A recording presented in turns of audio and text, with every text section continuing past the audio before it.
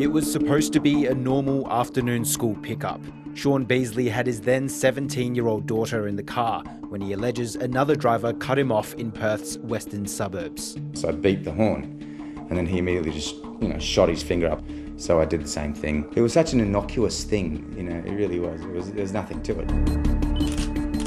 The situation escalated when the other driver got out of his vehicle and walked over to Mr. Beasley's car, and a fight ensued.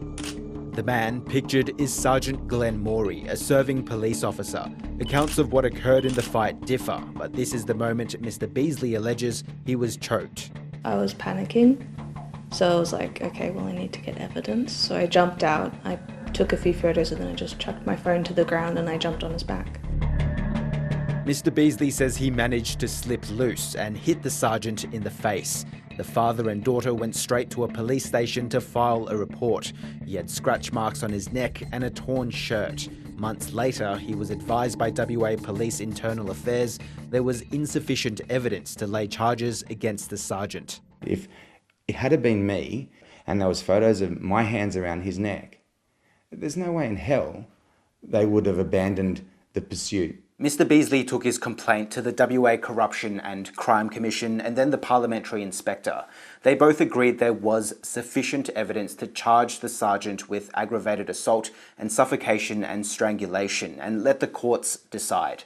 Jeremy King is a lawyer specialising in police misconduct allegations, and he says it shouldn't be solely up to police to prosecute their own. In my experience, if you hand something back to police, they're either going to ignore it or they're going to do what they want to do anyway. You need an independent body that can review these charges and can also bring the charges themselves.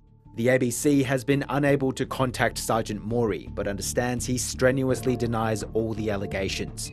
In a statement, WA Police said management investigated and took action against the officer, but maintained there was insufficient evidence to prosecute any alleged criminal offences. It says it takes all allegations of police misconduct seriously. Case and Ho, ABC News.